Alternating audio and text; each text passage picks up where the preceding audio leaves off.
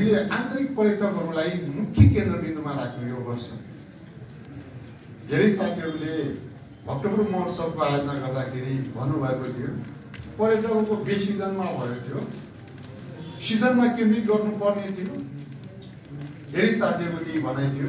हामीले भने यो वर्ष अब हामी आन्तरिक पर्यटकलाई केन्द्रित गर्छौँ, किनभने आन्तरिक पर्यटकहरू के कति आउँछ भने कुरा बिदाको दिन र शनिबारको दिन दरबार स्क्वायर, गौमारी र दटात्रेय हेरेर पुग्छ, सिधा पोखरी हेरेर पुग्छ।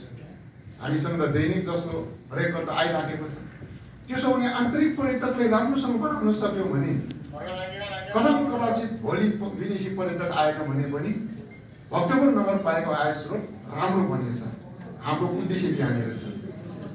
जस्तो हामीले भोगेका पीडाहरू, यो देशमा 753वटा पालिकाहरूमध्ये कोरोना काल हुन्छ नि 76-77 सालमा सबभन्दा धेरै नोक्सानी भएको नगरपालिका भक्तपुर हो। हेर्नुहोस् 27-28 करोड पर्यटनबाट शुल्क उठ्ने ठाउँमा जम्मा 40 लाख जति उठ्यो एक वर्षमा। शून्य नै भन्दा पनि फरक परेन, त्यस्तो अवस्थामा पुग्यो। त्यसले के शिक्षा दियो? हरेक ठुल्ठुला घटनाबाट हामीले शिक्षा लिनुपर्छ भन्ने मान्यता राख्यौँ। ओहो यस्तो भयो भने त भोलि कोही पनि पर्यटकहरू आइदिएन भने नगरपालिका के बन्द गर्ने होइन, अब आन्तरिक पर्यटकतिर अगाडि बढौँ। हो त्यो सिलसिलामा हामीले कहिले के त्यो गतिविधिहरू सुरु गर्नुको कारण नै त्यही हो। त्यसकारण पर्यटकहरू, विदेशी पर्यटकहरू बेसिजनमा पनि हामीले ल आन्तरिक पर्यटकलाई केन्द्रित गरौँ, जति प्रचार गर्ने हो अहिले जिल्लामा प्रचार गरौँ भनेर हामी अगाडि बढ्यौँ। यो 6-7 लाख 8 लाख जति आएका छन्, अधिकांश बाहिर यहाँ नेपालीहरू नै छन्। हाम्रो टार्गेट त्यही नै हो, किनभने यहाँको योमारी खाएर योमारी खानको निम्ति भक्तपुर आउने बनाउनुपर्छ। यहाँको जुजदौ खाएर जुजदौ खानकै निम्ति भक्तपुर आउने बनाउनुपर्छ। समयपछि खाएर समयपछि खानको निम्ति भक्तपुर आउने बनाउनुपर्छ। हामीसँग थुप्रै खालका परिकारहरू छन्, थुप्रै खालका संस्कृतिहरू छन्। त्यो सबै एकचोटि देखिसकेपछि मेरो छोरालाई देखाउनुपर्छ, मेरो नातिलाई देखाउनुपर्छ, मेरो फलानालाई देखाउनुपर्छ। साथीभाइहरूको बिचमा यसरी प्रचार भइदियो भने पक्कै पनि आन्तरिक पर्यटक प्रवर्धन हुनेछ। उद्देश्य के राख्यौँ त्यही अनुसार भएको पनि देखियो हो। यो अर्थमा हामी अत्यन्त खुसी छौँ। र त्यसै कारण हामीले आफ्नो कुरालाई आर्थिक गतिविधिसम्म पनि जोड्यौँ। जस्तो उदाहरणको निम्ति हाम्रो ठाउँमा ठुल्ठुला उद्योगहरू राख्ने ठाउँ छैन। हाम्रो ठाउँमा एउटा बस पार्क राख्ने ठाउँ छैन। त्यसैले हाम्रो भोलिको भविष्य के हो भन्दा पर्यटन नै हो, चाहे आन्तरिक भन्नुहोस् चाहे बाहिर भन्नुहोस्। त्यो पर्यटन विकास गर्ने हो भने त अहिलेको जग मजबुत हुनुपर्छ। त्यो जग राख्नको निम्ति हामीले प्रयास गऱ्यौँ। केही वर्ष अगाडि पनि भयो, अहिले पनि गर्ने। हामीले साथीहरूलाई भन्यौँ, त्यतिखेर पनि भन्यौँ। अहिले हाम्रो यो 5 दिन भनेको यो पर्यटकहरू आउँछ भने भन्दा पनि भविष्यमा पर्यटकले आउने ठुलो जग बनेछ भने हो, त्यो मजबुत जग हामीले तयार गर्ने कोसिस गर्यौँ। त्यो अर्थमा हामीलाई खुसी लागेको छ।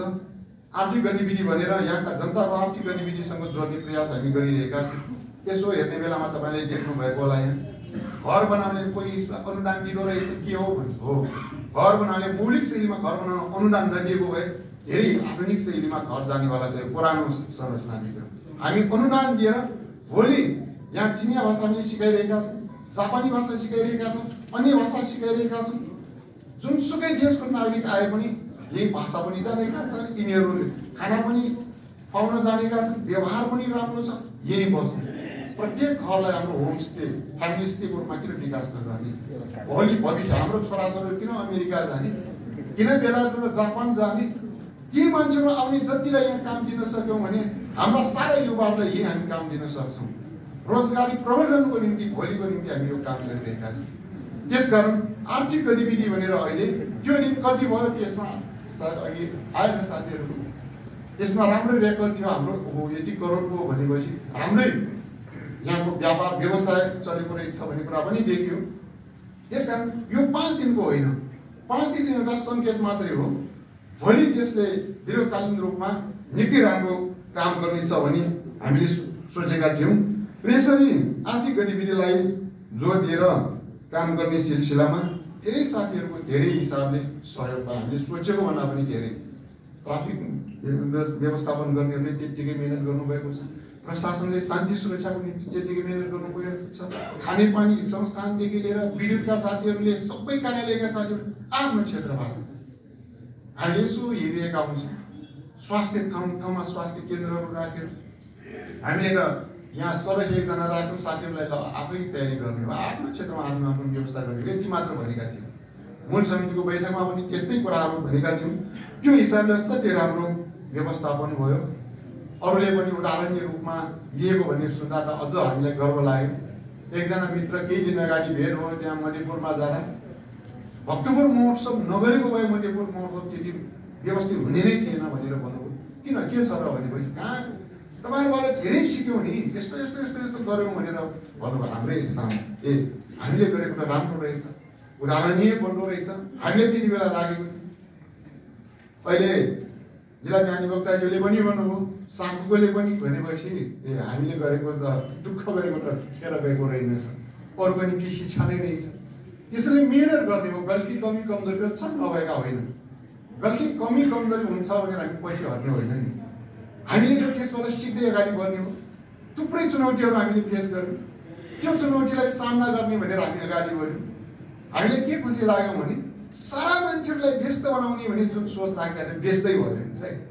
त्यसको निम्ति हामीले 5 दिनमा ठुल्ठुला 5वटा कार्यक्रमहरू राख्यौँ। तपाईँले कति अनुभव गर्नुभएको छ।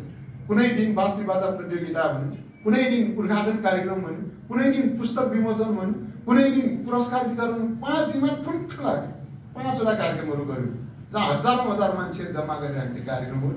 अरू त्यो किन पनि गरेको भन्दा फलाना ठाउँमा यो कार्यक्रम छ भनेर जहाँ अलिकति कमजोर ठाउँ छ नि त्यहाँ मान्छेलाई केन्द्रित गरौँ। पहिलो एउटा हामीले दरबार स्क्वायरमा गऱ्यौँ, त्यसपछि पाटनटोलमा मान्छे कम मात्रै जाने भयो भने ल बाँसुरी बाजा प्रतियोगिता त्यही गऱ्यौँ, केही पुरस्कार वितरण पनि गऱ्यौँ। कलेज पनि शिक्षा पनि देखाउनु पर्छ भनेर त्यहाँ पनि हामीले ल त्यही बेलामा हामीले उत्सवको रूपमा आफ्नो कलेजको वार्षिक उत्सवको रूपमा मनाइदिउँ। यसरी निरन्तर रूपमा 5 दिन व्यस्त गऱ्यौँ। सहकारीका साथीहरूलाई सहकारी पुस्तकै विमोचन गर्ने कार्यक्रम राखिदियौँ। सबै क्षेत्रका मान्छेहरूलाई क्रियाशील बनायौँ, कोसिस गऱ्यौँ। धेरै हदसम्म त्यो सफलता मिलेको छ। यो अर्थमा भन्यो भने हामीले जति पनि छलफल गऱ्यौँ, कुराकानी गऱ्यौँ, जुन हकमा प्रचार हुनुपर्नेमा त्यो नभए पनि धेरै साथीहरूले प्रचार प्रसारको निम्ति पत्रकार साथीहरूले मेहनत गर्नुभएको छ, हामीलाई थाहा छ।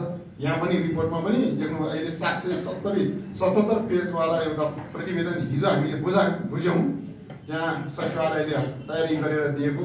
त्यसपछि यो कुरा त हाम्रो मूल समितिमा पनि हुनुपर्छ। त्यसमा केही कमी कमजोरी छ, अलिकति सच्याउनु पर्ने जस्तो भएकोले हामी अहिले तयारीको क्रममै छौँ। केही सच्याउनु पर्नेछ, सुधार गर्नुपर्ने कुराहरू छन्। त्यो सुधार गरिसकेपछि सबै देख्न मिल्ने गरी हामी कहाँ पठाउनु पर्ने त्यो किताबकै रूपमा प्रकाशित गरेर भोलिको निम्ति त्यो मार्गदर्शक एउटा दस्तावेज हुनेछ। त्यसरी तयारी गरेका छौँ। र यति कुरा म राख्न चाहन्छु सम्पूर्ण साथीलाई आगामी दिनमा पनि यो भक्तपुर महोत्सव भक्तपुरको निम्ति मात्रै नभइकन सिङ्गो देशकै एउटा महत्त्वपूर्ण महोत्सवको रूपमा हामीले लिनुपर्छ। किनभने यस्ता खालको भइदियो भने हाम्रो महोत्सव व्यवस्थित हुँदै जान्छ। कहिलेकाहीँ हामी पनि हेर्छौँ, यसो सञ्चार माध्यममा हेर्छौँ, कुनै गीतको के अर्थ छ, अर्थ नभएको गीत गाएको छ, हजार युवाहरू उठिरहेका छन्, उफ्रिरहेका छन्। भोलिको हाम्रो देश कतातिर गइरहेको छ त्यो यो उफ्रेका युवाहरूले देखाइरहेको छ। त्यो पहाडलाई हामीले कसरी रोक्ने हो सोच्नुपर्छ। त्यसकारण चिन्तन मनन गरेर यो युवाहरूलाई सही ट्र्याकमा लानको निम्ति हामीसँग भएका संस्कृतिहरू सम्पदाहरूको बारे जानकारी दिने, देशको निम्ति समाजको निम्ति काम गर्नुपर्छ भन्ने भावना हामीले दिनुपर्छ। त्यसकारण गीत गाउनेलाई पनि त्यही भन्यो हामीले, यो मनोरञ्जनको हिसाबले मात्रै होइन, देशको निम्ति समाजको निम्ति हामीले गाउनुपर्छ, समाजकै निम्ति हामीले बजाउनुपर्छ। जोसँग जे क्षमता छ त्यो क्षमता समाज र देशको निम्ति प्रयोग गर्नुपर्छ। हाम्रो देशमा धेरै क्षमतावान मान्छेहरू छन् नि, तर देशको निम्ति प्रयोग नभएर समस्या भएको हो नि। त्यो क्षमतावान व्यक्तिहरूले देशको भन्दा विदेशीको सेवा गरेर अहिले समस्या आएको हो। हाम्रा युवाहरूले त्यसरी गर्न थाल्यो भने हाम्रो देशको भविष्य के होला? हामीले चिन्ता त्यसैमा लागिरहेको छ। अहिले 12 कक्षा पास भएपछि सबै विदेश जाने, हरेक परिवारबाट बिए गरेकाहरू सब विदेश जाने, डाक्टर पनि विदेश जाने, इन्जिनियर पनि विदेश जाने, वैज्ञानिक पनि विदेश जाने। प्रहरी सेनाका पनि त्यसरी नै जाने हो भने यो देशको रक्षा कसले गर्छ, यहाँका जनताको उपचार कसले गर्छ, यहाँका विद्यार्थीलाई राम्रो कसले पढाउँछ हो। यो विषयमा चिन्तन गरेर त्यो मौसमलाई पनि त्यसरी समाजतिर मोड्ने हामीले कोसिस गर्यौँ।